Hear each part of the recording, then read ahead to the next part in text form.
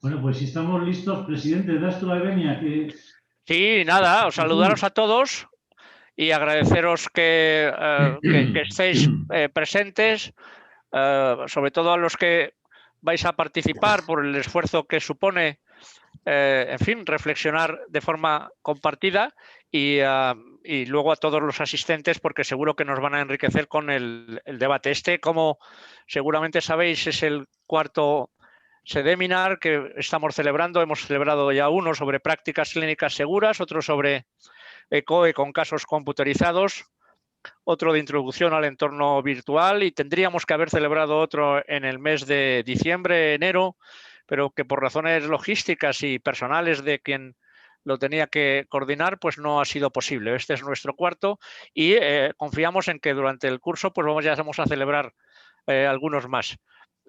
Hemos decidido en SEDEM hacer webinars sobre distintos aspectos. Podrían ser estos o podrían ser otros temas. Lo que es cierto es que los que intentamos tocar son de calado suficiente en el ámbito de la educación médica y por lo tanto lo hacemos con cariño y os agradezco mucho a los moderadores, a quienes los habéis preparado, pues que contéis con personas de tanta experiencia y de tanto peso específico y por lo tanto, cuando queráis, pues Ricardo, felicidad Ricardo, pues Muy bien. empezamos.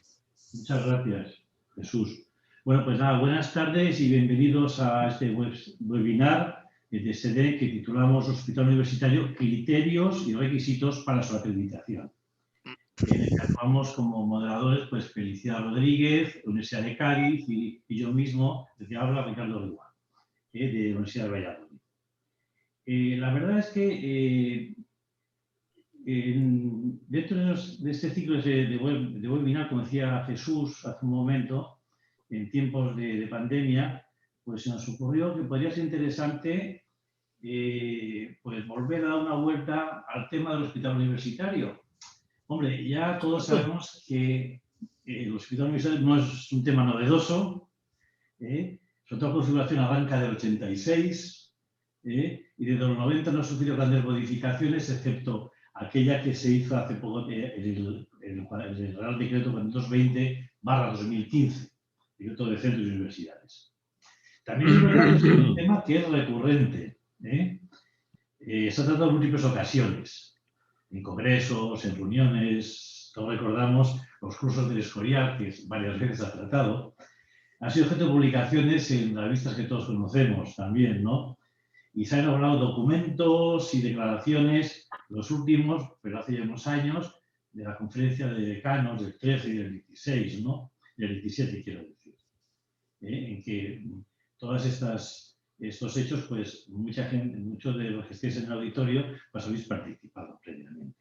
Pero sin embargo, como decíamos, a pesar de ser un tema no novedoso y recurrente, sin embargo, sigue vigente. Sigue vigente porque necesita una actualización, que es lo que vamos a debatir hoy.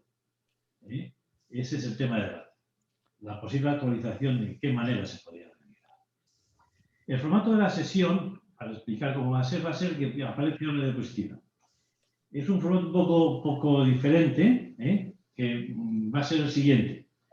Tenemos a Felipe Rodríguez de Castro, que va a hacer una presentación de la situación actual del problema de la acreditación, de los criterios de la acreditación del hospital universitario. También después de esta presentación, de esta intervención de Felipe, pues habrá una breve ronda en que intervendrán los miembros del panel de discusión, que está formado por expertos y representantes de instituciones que después Felicidad pasará a presentar. Y después, finalmente, tendremos una discusión ordenada. Esperemos que sea ordenada, no que tenemos miedo, porque con esto de todo virtual, pues puede, a ver si sale todo bien, ¿no? Ordenada en dos bloques. El primer bloque centrado en el procedimiento y requisitos para la acreditación del hospital universitario y el segundo sobre las relaciones que se deben establecer entre el hospital universitario y la universidad. Esos son los dos bloques de discusión. Entonces, para estar organizados, hemos pensado que la participación del auditorio, en principio, se va a realizar a través del chat. Entonces, contamos con la ayuda de Joaquín García Estar, que el chat está listo, ¿verdad? Está todo bien, Joaquín. No está Joaquín. Bueno, confiemos en que esté. Que si no está Sí, sí, estoy aquí preparado ya. Muy bien. Bueno, pues para la charla presentación contamos con Felipe Rodríguez de Castro, que muchos pues ya conocemos hace muchos años, y que sabéis que es catedrático de medicina de la Universidad de la Facultad de Medicina de Las Palmas, es también jefe de servicio de neumología del Hospital Universitario Dr. Negrín, y además ha sido decano y presidente de SEDEN. Es un profundo conocedor del tema que nos ocupa. Ha publicado, pues, tiene varias publicaciones al respecto y ha sido redactor principal de varios documentos institucionales, además, ¿no?, sobre el hospital universitario. Y en su charla, pues, nos va a dar, pues, una visión general del estado actual de cómo está la acreditación de los hospitales universitarios. Entonces, ya nada más, solamente dar las gracias a Felipe por aceptar esta invitación, que nos sentimos pues, muy honrados de que estés con nosotros, bueno, digo presidente de SEDEM además, y cuando quieras, pues tú comparte tu pantalla.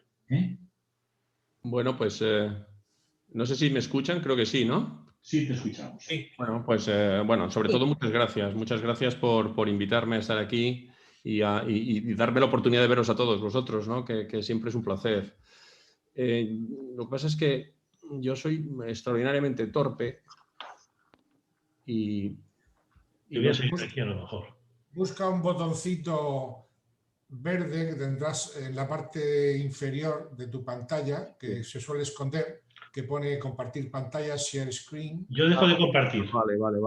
Creo que ya... Si te ayuda algo, dejo de compartir. Ya lo tengo. ¿Estoy compartiendo ya? Sí. No, pero ahora no es eso, ¿verdad? Sí. Sí, debemos. Bueno, tienes un pasillo con 4... Tienes como presentación de PowerPoint con la primera diapositiva y la segunda al lado. Ah, pero a lo mejor se puede hacer así, ¿no? Se puede hacer. Como tú... Ok. Está así mejor, ¿verdad? Mejor. Ahora, perfecto. Adelante, Felipe, Sí. Bueno, pues yo creo que esto... creo que sí, más o menos están. Yo, no sé, me gustaría quitarles a todos ustedes de aquí. Sí, voy a ponerles aquí en miniatura porque así es mejor. Bueno, pues el hospital universitario. Lo que decía Ricardo es cierto. Las cosas han cambiado relativamente poco. Esto parece un poco como el día de la marmota. Y la prueba de esto es que yo esta charla creo que ya la he dado en alguna ocasión y hace unos pocos años, porque yo, como ven ahí abajo, yo entonces era decano todavía. Bueno, pero yo creo que todo lo que voy a decir sigue siendo, lamentablemente, válido en la actualidad, ¿no? Vamos a ver si le doy aquí a esto. Bien, ¿de qué vamos a hablar? Bueno, pues vamos a hablar, evidentemente, del hospital universitario y lo vamos a dividir. Hay un ruido de fondo que es tin, tin, tin, tin, que no sé lo que significa. ¿Cómo puedo quitar eso? No lo puedes quitar. Son las personas que han intentado entrar. Sí. Vale. Bueno. Bien, como les decía, vamos a hablar de eso, de hospitales universitarios, y vamos a dividir esta charla pues, en los 4 apartados que ven aquí en la diapositiva, aunque, como es natural, no hay una correspondencia con los métodos o con los periodos históricos en los que se divide convencionalmente la historia universal, ¿no? Bien, historia antigua en primer lugar, y la historia antigua, para ilustrar esta historia antigua, pues me hago referencia a, bueno, hace poco más de un siglo, como eran las salas de los hospitales. Y eran pues semejantes a este óleo de Luis Jiménez de Aranda de 1889 y en la que se representa pues la visita al hospital de un grupo de estudiantes acompañados de su profesor. Bueno, si nos paramos a reflexionar un poco sobre este cuadro, pues las cosas no han cambiado mucho en 80 años después, o no cambiaron mucho hasta 80 años después, ¿no? Muchos estudiantes, como ven, en torno al profesor. El aspecto de los estudiantes sí que ha cambiado, desde luego ahora van con bata y este tipo de cosas y como decía en alguna ocasión, si no supiéramos que no existían los móviles entonces, pues pensaríamos que el último de la derecha que ven ahí pues estaría mandando un mensaje de WhatsApp a los amigos. Hay una cosa que sí que llama la atención y es que en este cuadro solamente aparece una mujer. Bueno, evidentemente las cosas en este sentido sí que han cambiado.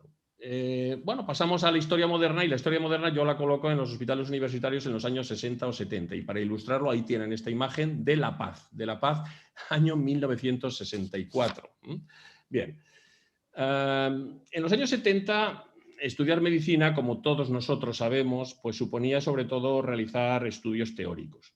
La mayor parte de los alumnos podían terminar la carrera sin haber visto un enfermo ingresado, y los hospitales clínicos pues no servían tanto para realizar una enseñanza práctica directa como para que, en el mejor de los supuestos, extraer casos concretos y mostrarlos en la facultad. Para la mayoría de los profesores, la actividad práctica por excelencia pues era la presentación de problemas clínicos, a veces incluso con la presencia del enfermo en el aula, eso yo lo he vivido, y para dar al caso, digamos, un sentido más práctico y más concreto. En definitiva, el estudiante de medicina en esa época, en nuestra época, podría decir, no tenía la sensación de estar estudiando en un hospital, sino en una facultad, incluso aunque la facultad estuviera adosada o incluida en el hospital universitario en cuestión. ¿A qué se debía esto? Bueno, pues esto era producto, desde mi punto de vista, por una parte, una programación muy ineficaz y desequilibrada de los conocimientos a impartir y de las habilidades técnicas a adquirir por los estudiantes de medicina, y por otra parte, al elevado número de alumnos y un escaso número de profesores. Cuando yo era estudiante, en la década de los 70, principios de los 80, ustedes saben muy bien, hubo una afluencia masiva de estudiantes a las facultades de medicina, y yo creo que actualmente, no he hecho el cálculo más recientemente, pero yo creo que en torno al 25-30% de los médicos actuales se licenciaron en el periodo 70-83. Aquí en el gráfico lo que les muestro es la evolución entre 1964 y 1993 de los nuevos alumnos matriculados en las facultades de medicina de España cada año, en la gráfica verde, y en la gráfica gris los graduados 6 años más tarde, ¿no? La distancia vertical entre ambas curvas, pues lo que refleja era el elevado fracaso académico, abandonos de carrera, antes de la implantación del numerus clausus. El fracaso ya era una cosa clásica, porque en los años 50 había unos 30.000 matriculados en las facultades de medicina españolas y apenas salían 1.000 graduados por año. Bueno, en España realmente no ha habido una auténtica tradición de hospital universitario, y en las llamadas facultades de medicina clásica sí que existían unos hospitales clínicos que eran propiedad de la universidad y que estaban vinculados a la facultad de medicina. Bueno, los profesores médicos eran empleados de la universidad y, como es natural, participaban muy activamente en la docencia a los estudiantes de pregrado. Bueno, en los años 60-70 sucedieron dos cosas importantes. Por un lado, se construyó una red de hospitales de la Seguridad Social, todos ellos hoy transferidos a las comunidades autónomas, entre los que se encontraban algunos hospitales terciarios de muy alto nivel técnico, pero que no tenían ningún tipo de relación con la universidad. Y luego, por otra parte, en los años 70, lo que asistimos es a un incremento también muy notable de las facultades de medicina. De hecho, las facultades de medicina en España se duplicaron. Vean que en el año 1900, a principios del siglo pasado, había unas 10 facultades de medicina en España, y en los años 70 pues había 12 más. Bien, muchas de estas facultades se pusieron en marcha realmente sin una vinculación formal con ningún hospital, ¿no? De tal manera que, en general, sí, los estudiantes hacían prácticas en los centros sanitarios más próximos, pero acogiéndose un poco a la buena voluntad de los profesionales que trabajaban allí, o a acuerdos institucionales pues no demasiado formalizados, ¿no? Finalmente, en los años 80 es verdad que aparecieron en algunos grandes hospitales auténticas facultades de medicina, de modo que allí se desarrollaban todo, las clases teóricas y también las clases prácticas. Bueno, esta era la situación en España hace aproximadamente 30 años, una realidad pues preocupante, primero por el escaso aprovechamiento de los hospitales para la docencia a los estudiantes de medicina, y por la consolidación de dos tradiciones profesionales, la de los médicos vinculados a la universidad, con una gran experiencia docente, pero salvo algunas excepciones, con escasa oportunidad de participar en la organización de los servicios asistenciales, y por otra parte la de los médicos hospitalarios, con una gran formación clínica, con una importante experiencia en la organización y gestión de servicios de grandes hospitales públicos, pero sin una contrapartida, digamos, académica o docente. Bueno, Esta doble realidad pues, definió pues, el tipo de problemas docentes que se presentaban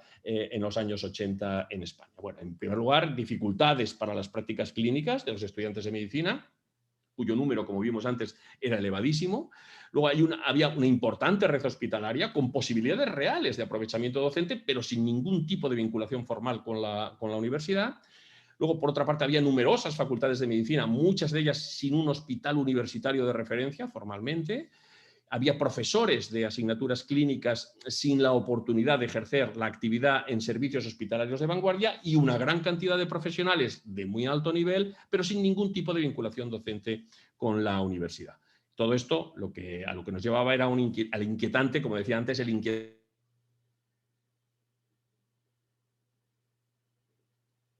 ¿Qué te ha pasado, Felipe? Creo que habrá que llamarle por teléfono, Ricardo. Se ha congelado. Porque igual no se ha dado cuenta que se le ha congelado. Ricardo, llámale. Sí. ¿Me oís? Ahora Sí. Ahora. Que ha habido un momento que se ha parado la voz. ¿Dónde me perdí? ¿Aquí? Ahí. Sí. Bueno, pues entonces ya pasamos, si les parece, porque yo creo que estaba a la historia contemporánea de los hospitales universitarios. Bueno, los problemas quedaron esbozados en la diapositiva interior, y la respuesta a estos problemas pues fue, por un lado, la Ley General de Sanidad de 1986, en la que las administraciones universitarias y sanitarias se obligaban de alguna forma a garantizar unos recursos adecuados para la docencia a todos sus niveles. Estoy hablando de de posgrado, de formación de especialistas y de formación continuada. Eso por un lado. Y por otro lado, los conciertos. En 1984 los hospitales clínicos se integraron en la red sanitaria pública, y con la intención de armonizar ambas instituciones, la universitaria y la sanitaria, surgió el Real Decreto que todos conocemos, el famoso 1558 del año 86. El planteamiento de este Real Decreto y de los conciertos que se enmarcan en él, pues iba precisamente, como les decía, en la línea de dar respuesta a los problemas ya comentados, y lo hacía en la dirección pues reiteradamente reclamada por parte del profesorado universitario médico de la época, ¿no? Que era, primero, la consideración como un único puesto de trabajo. De alguna forma se pretendía que esta doble función docente y asistencial no se viera perjudicada por la ley de incompatibilidades. Y, por otro lado, el establecimiento pues, de un diferencial económico, digamos, un complemento especial por la realización de esta doble función. Bien, el logro fundamental del 1558 y de todo este proceso pues, fue realmente el de conseguir recursos suficientes para la docencia de las profesiones sanitarias, Facultad de Medicina, pero de las profesiones sanitarias en general. Si bien es verdad que quedó también muy patente la falta de armonización entre la cultura académica y la estrictamente asistencial. El Real Decreto, el 1558, determinó que para los hospitales universitarios esta doble dependencia, ¿no? Y para supervisar de alguna forma la buena marcha de los convenios establecidos entre la universidad y las instituciones sanitarias, se crearon las comisiones de seguimiento de carácter mixto, las famosas comisiones mixtas. Bueno, las situaciones varían mucho de unas universidades a otras, es verdad, pero en general estas comisiones mixtas yo creo que han sido bastante inoperantes, ¿no? Y además el interés de las universidades por la sanidad ha ido decreciendo, lo cual ha favorecido una influencia cada vez más relevante de las instituciones sanitarias sobre la enseñanza clínica de los estudiantes de medicina. Además, no se ha conseguido tampoco una estructura y operatividad en la participación mutua en los órganos de dirección, por otra parte, tal y como estaba contemplado en el Real Decreto, Y además los convenios pues, no se han desarrollado en algunos aspectos muy relevantes, como es la investigación, o presentan deficiencias en otros, como todo lo relativo pues, a la política de profesorado. Vamos a ver. Sí. En el 87, ustedes saben también bien esto, se publicó una normativa que establecía los requisitos que deberían cumplir los hospitales universitarios. Y estos requisitos pues hacían referencia a todo lo que ven aquí en la diapositiva. Iba desde normas de carácter general a la estructura y los órganos de dirección, la propia estructura del edificio, requisitos asistenciales, etcétera, etcétera. No es muy largo esta orden ministerial, pero sí muy meticulosa en algunos aspectos, desde mi punto de vista, poco relevantes. Pero bueno, en todo caso, respecto a esta orden del 31 de julio del 87, creo que sería un error creer que disponer de una determinada infraestructura o cumplir con algunos requisitos o cubrir incluso algunas necesidades asistenciales y, en definitiva, el haber sido concertado pues puede ser suficiente como para que un hospital sea considerado universitario. O sea, todas estas características, digo, no garantizan per se la excelencia que se pretende y que implica, desde mi punto de vista, la denominación de universitario para una institución sanitaria. Además, como se puede comprobar, los requerimientos establecidos cuando se lee esta orden ministerial para llevar a cabo tareas típicamente universitarias, como son la docencia y la investigación en los hospitales universitarios, pues resultan bastante imprecisas. Justamente al contrario de lo que sucede con los requisitos e indicadores de funcionamiento y rendimiento asistencial, que son absolutamente claros y absolutamente concretos, ¿no? Por otra parte, tampoco se definen cuestiones muy relevantes, como cuál debe ser el número mínimo de profesores funcionarios en el hospital. Tampoco se garantizan espacios para llevar a cabo la docencia en unas condiciones adecuadas. Tampoco se establecen objetivos docentes y de investigación dentro del programa de los hospitales o dentro de los objetivos de los hospitales. Estas carencias se hacen todavía más palpables cuando se comparan con los requisitos que está fijado para la formación de especialistas. Yo fui jefe de estudios y responsable de la docencia MIR durante muchos años en mi hospital, y es muy llamativo porque la docencia de los MIR está perfectamente regulada, los espacios necesarios que se necesitan, las estructuras de apoyo, la organización del personal docente, las plazas disponibles, y todo lo relativo a la formación de especialistas está perfectamente predefinido y, por tanto, se puede auditar. Mientras que para la enseñanza de grado, pues solo está definido de una forma genérica. Bueno, antes creo que mencionaba también Ricardo este Real Decreto, porque las cosas desde entonces, desde el año 87 que les acabo de mencionar, pues no han cambiado mucho. Apareció sí en el 2015 este Real Decreto, el 420 del 29 de mayo, sí, en el que se plantea la creación, reconocimiento, autorización y acreditación de universidades y centros universitarios, pero realmente no se avanza mucho. Se habla que se requiere al menos un hospital de referencia, que tienen que reunir algunos requisitos, la denominación de universitario y asociado a la universidad, todo eso ya se conocía y realmente este Real Decreto no supone mucho avanzar. Bueno, y así estamos. Entonces, ¿yo qué les propongo como asuntos de reflexión a este respecto del hospital universitario? Bueno, les propongo algunas ideas de futuro. En primer lugar, y como idea previa, creo que es necesario señalar que, mejor dicho, insistir, diría yo, en que para asegurar una correcta adquisición de las competencias de nuestros estudiantes hemos de ser capaces de formarlos en todos los entornos educativos que sean posibles, ¿no? Si bien es verdad que el entorno hospitalario ha de ser tenido en cuenta, como no puede ser de otra manera, ya no es y ni puede ser el único, ¿no? El pasar visita, esto podemos discutirlo luego, ¿no? Pero el pasar visita en las salas del hospital puede que ya no sea el método más adecuado para la formación de nuestros estudiantes. Bueno, esto es un poco provocador, yo lo entiendo, ¿no? El hospital universitario sí ha de ser el buque insignia de los dispositivos docentes y asistenciales de una facultad de medicina, pero se debe racionalizar la presencia de los alumnos de grado en el hospital universitario y hacer de su estancia más eficiente. Todo esto se ha puesto de mucho más evidencia con la pandemia y las restricciones de las prácticas de nuestros estudiantes.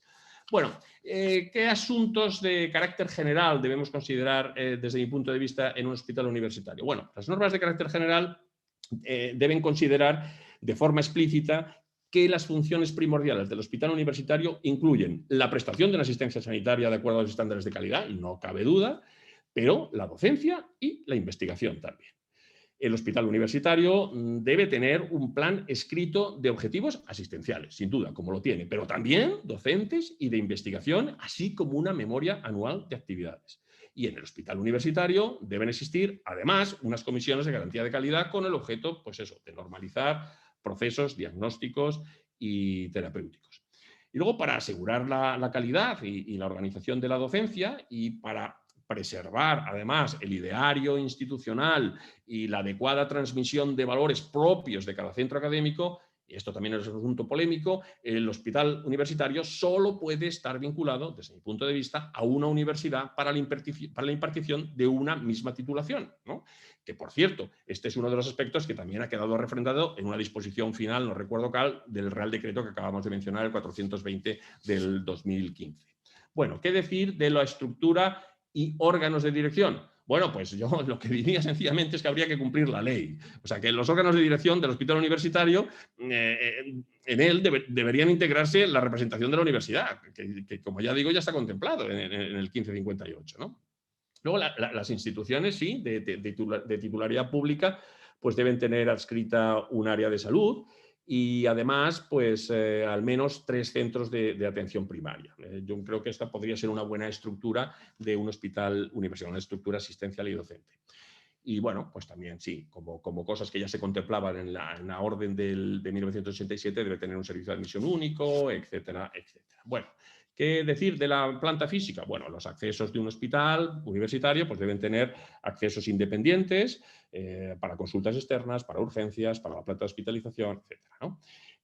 Ha de tener el hospital, evidentemente, si se considera universitario, una infraestructura adecuada para el desarrollo de la docencia. Y cuando digo esto no estoy hablando solo de aulas, sino de eso, de accesos, como decíamos antes, pero de vestuarios, de aulas, de laboratorios, de conexión a Internet, de acceso a base de datos, a recursos informáticos, etcétera, etcétera. Todo lo que implica una adecuada docencia, el desarrollo de la docencia y de la investigación. Y además también apunto esto porque esto también es interesante. Yo creo que debería contar con una unidad docente acreditada según el procedimiento que se contempla en la Ley de Ordenación de las Profesiones Sanitarias, ¿no? De la Ley 44 del 2003. ¿Por qué? Porque yo pienso que de esta forma se garantiza una mínima estructura docente y una mínima inquietud por la docencia en un hospital. Y además de esta manera se va construyendo de lo que tantas veces hemos hablado aquí, que es el continuum educativo, y se va además estructurando de una forma más coherente algo que de momento es un fracaso, pero que terminará no siéndolo, como es la troncalidad de la formación especializada. Es evidente que el hospital universitario ha de contar con aulas suficientes, con laboratorios específicos de investigación y con una biblioteca, además, con un horario adecuado también apto para los estudiantes. Bueno, yo en su momento también hablaba, y así se ha contemplado en el documento, creo que hicimos en la conferencia de decanos, pues de un número mínimo de publicaciones periódicas a las que se tuvieran acceso y tal, pero esto cada vez es más fácil gracias pues, al desarrollo de los métodos telemáticos de Internet y todas estas cosas. En cuanto a los requisitos asistenciales, el hospital universitario naturalmente debe contar con un conjunto suficiente de servicios y unidades asistenciales y además debe atender a un número adecuado de pacientes y, cuidado, también a una variedad de enfermedades, de forma que se puedan cumplir los objetivos generales de aprendizaje clínico. O sea, por tanto, no es razonable, por esto lo pongo aquí, no es razonable que la docencia de grado descanse pues, en centros muy monográficos o que atiendan enfermedades pues, altamente complejas, ¿no? Esto hay que tenerlo en cuenta también. O sea, se debe contar además, pues eso, un hospital universitario, todas las cuestiones de garantía de calidad, protocolos de actuación clínica, métodos de control, evaluación de la calidad asistencial, etc. Yo creo además que los hospitales universitarios deberían tener una evaluación sistemática de la organización mediante las normas internacionales. Y estoy hablando pues, del ISO, del FQM, de la certificación, en fin, todo este tipo de estándares. Y auditorías clínicas. Además, en el hospital universitario pues, debe existir una programación de actividades por servicio, un análisis periódico de esta actividad y además de la actividad cotidiana, y estoy hablando de sesiones, seminarios, publicaciones, asistencia a congresos, ponencias, conferencias, etcétera, etcétera, y también de los índices de funcionamiento y de rendimiento clínico. ¿Qué de los requisitos docentes? Bueno, pues de los requisitos docentes ya hemos hablado y el hospital universitario, pues claro, naturalmente debe contar con aulas y con laboratorios suficientes pues, para garantizar la docencia. Esto es evidente. Y además debe tener una conexión a Internet pues, adecuada y acceso a recursos, tipo pues, up-to-date o cosas de este tipo. Bueno, la relación paciente hospitalizado-estudiante, bueno, es objeto de muchas polémicas. Yo sencillamente diría que la relación paciente-estudiante debe ser adecuada. Y tener en cuenta que además que una sobrecarga de alumnos en los hospitales no solamente es que es malo para la docencia médica, sino que además presenta un efecto deletérea, digamos, sobre la calidad asistencial y además atenta, desde mi punto de vista, en muchas ocasiones también a los derechos y los cuidados que merecen los pacientes. Y este aspecto, por cierto, ya está contemplado también en una orden ministerial de febrero del año 2017, si no estoy equivocado. Bueno, para garantizar todo esto, yo creo que sería muy interesante que todos los responsables del hospital universitario elaboraran un informe sobre su capacidad formativa para cada curso académico, ¿no? Y en ese informe pues, se debería especificar el número de estudiantes de cada titulación que se pueden acoger diariamente en cada servicio o en cada unidad asistencial cada año académico. Yo creo que ese es un esfuerzo que ha de hacerse de forma anual. Respecto al personal facultativo y asistencial, bueno, pues miren, la participación ha de ser de todo el personal. La participación ha de ser activa de todos los profesionales sanitarios en la docencia y eso es un aspecto básico, ¿no? Se trata de que todos los profesionales participen directamente en la docencia práctica. Es verdad que la responsabilidad y en la organización y en el control de las prácticas pues será distinto para unos médicos que para otros, pero del mismo modo que los tutores también tienen responsabilidades diferentes en la docencia MIR que el resto del hospital y eso no impide que seamos todos los que trabajamos en un hospital los que participemos en la docencia especializada, ¿no? Hay bases legales para obligar a esto, pero ahora parece que esto está descansando exclusivamente en un grupo de profesores, en un grupo de médicos y esto no puede ser así. Claro, por otra parte, lo que sí que se debe es reconocer la actividad docente desempeñada por la gente. Y eso, ¿qué quiere decir? Quiere decir que sirva para algo, por ejemplo, para el acceso a consolidación de un puesto de trabajo y, por otra parte, para que la universidad, por favor, reconozca como válida, a efectos de iniciar una carrera académica, toda esa experiencia docente, porque parece que estamos muchas veces en un círculo vicioso del que no podemos salir.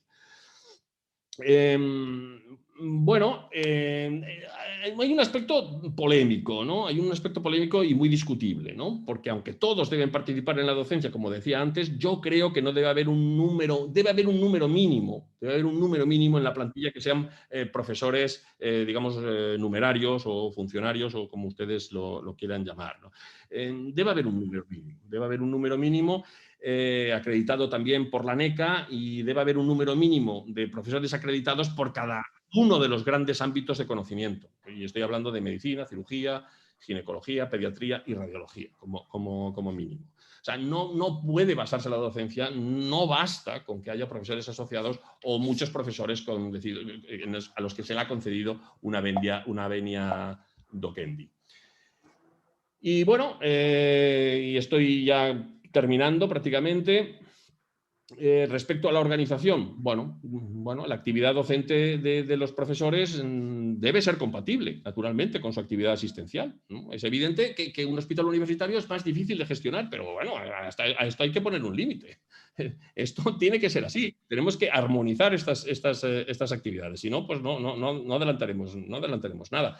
El modelo, desde mi punto de vista, cuando hablamos de hospital universitario, pues sería aquel, ya sé que esto también es polémico, en que los médicos que trabajan en este tipo de hospitales pues hicieran asistencia y docencia mañana y tarde. Yo pienso que esto debe ser así, ¿no? Este es el modelo, independientemente de las reivindicaciones económicas o de otro tipo que se planteen para aceptar este modelo. Bien. Y luego otro aspecto, típicamente universitario también, la investigación. O sea, una institución sanitaria que no realice investigación sobre su práctica y gestión clínica no puede considerarse universitaria. Lo siento mucho. O sea, la esencia misma del hospital universitario es precisamente su capacidad de generar y aplicar conocimiento. O sea, por tanto, para esto el hospital universitario pues, debe disponer naturalmente de una infraestructura y debe quedar reflejada toda su producción científica pues, en una serie de publicaciones y se debe establecer, yo he puesto aquí un número, pero podría discutirse, pues un factor impacto acumulado al año en cada una de estas instituciones. Naturalmente, tiene que haber una comisión de investigación y yo propongo que esta comisión de investigación esté presidida por un profesor doctor con funciones asistenciales y nombrado por el órgano de dirección del hospital universitario, pero de acuerdo con el rector de la universidad. Bien, el presupuesto del hospital universitario es más caro. Los hospitales docentes son más caros y se estima, en algunas publicaciones hay, como un 45% más caro. Pero bueno, tanto la universidad pues, como el sistema sanitario pues deben asumir corresponsablemente pues, el encarecimiento que supone la docencia y los gastos hospitalarios, ¿no? Y para ello es preciso, por eso decía antes también, para ello es preciso, digo, que la carga lectiva que soportan los distintos servicios y el propio centro sanitario se conozca e insistir de forma paralela en los mecanismos que permitan, conociendo esto, asignar presupuestos específicos a fines docentes e investigadores que se podrían individualizar por servicios y por unidades asistenciales. Bueno, y por último, y con esto sí que termino ya, como consecuencia de todo esto, si consiguiéramos todo esto, pues... Espera un poco que tengo que acabar esta charla y no la puedo oír luego. ¿Perdón? ¿Me escuchan? Sí, sí que te escuchamos, sigue, sigue. Ah, bien, estoy terminando, digo. Siga. Bueno, la acreditación. La acreditación del hospital universitario, pues es lo que ustedes conocen, un proceso sistemático, independiente, documentado, etcétera, por el que se reconoce una cualificación al centro hospitalario. Bien, como les comentaba antes, ahora, y al contrario de lo que sucede con la formación especializada, no hay casi nada predefinido en la enseñanza de grado y, por tanto, la actividad específicamente universitaria, que sobre todo es docencia e investigación, naturalmente, además de asistencial, que eso es de perogrullo en un hospital, es difícilmente auditable. Y de hecho hay muy poca visibilidad en las funciones docentes de grado en los planes estratégicos de los hospitales, ¿no? Y desde luego se carece de un análisis detallado de la capacidad y del costo de los dispositivos asistenciales para la enseñanza de grado. Yo creo que si se consigue esto se podrá acreditar en esta línea los hospitales universitarios y se podrán auditar los hospitales universitarios y se podrá revertir la calificación de universitario, llegado el caso. Bueno, y esto es un poco todo lo que yo provocativamente les quería comentar para que ustedes discutan hasta qué punto podemos llegar a alcanzar algo parecido a esto. Muchas gracias.